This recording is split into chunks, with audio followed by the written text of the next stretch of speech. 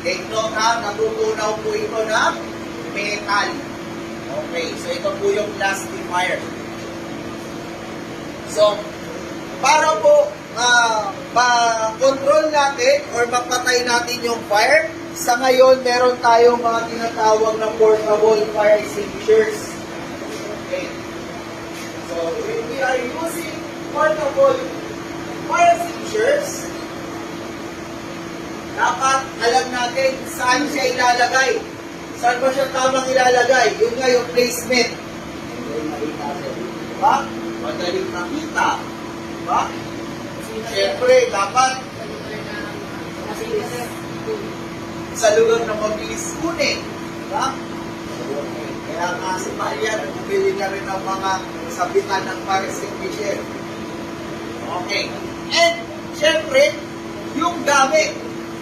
May kanya-kanya pong gamit yan. Hindi po forget fire extinguisher. Para lang talaga siya doon. Meron siya kanya-kanyang gamit. Okay. And, syempre, hindi naman pwedeng puro lang tayo gamit. Dapat, alam din natin yung pag-maintenance. Diba? Paano pa yung pag-maintenance ng mga fire extinguishers?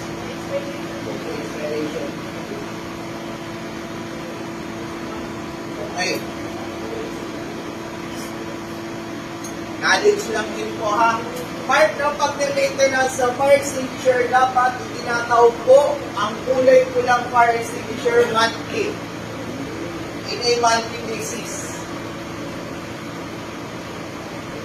Sige, subukan mo itawag pa. Luka ka.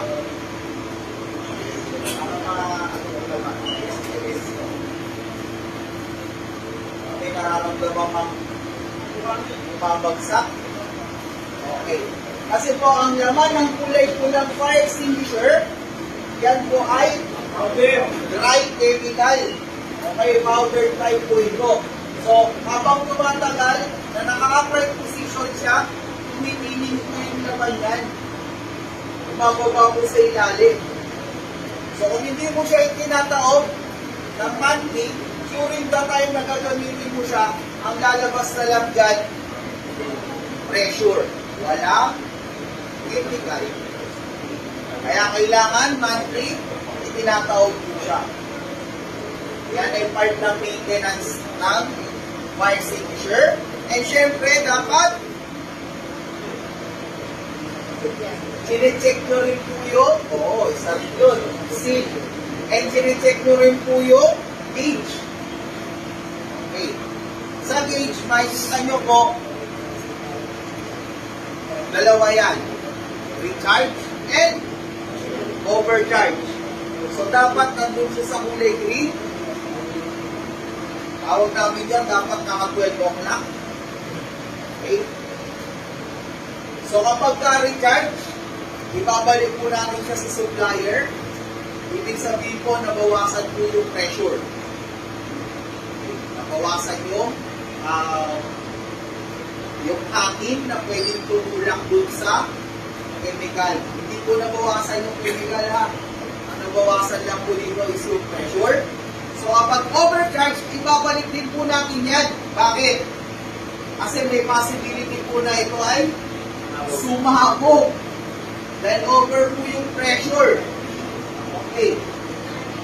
Minsan hindi natin namamalayan, di ba? Nagbibilag din po ito. Pag nabibilag po ito at overcharge ng pressure, pwede pong sumabog to. Okay. And part din ng maintenance, syempre, check nyo po yung mga hose. Minsan, ginakagat yan ng mga mababait. Mamaya, during the time na ginamit po natin, since butas, sa'yo sumirit. Diba? Okay. And testing. Tuwing kailan ba tinatest ang fire extinguisher? Hindi. Kung kailan lang gusto? Ha? Ano? Every month? Tuwing kailan siya tinitest? Kailangan lang siya.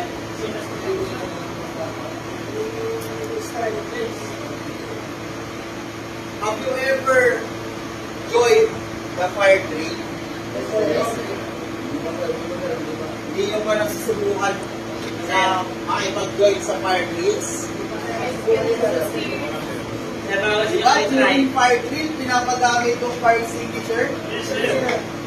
Diba? So kaya, yun lang yan tinitest during the fire drills. And, narinig ko nga kanina, may nagtanong, kung na-expire daw ba yung laman ito. Hindi po na-expire ang laman ng fire extinguisher. Ang na-expire lang po dito, yung pong tangke. So, ang sunod ng tanong yan, bakit po nire-require taon-taon na bumili ng fire extinguisher?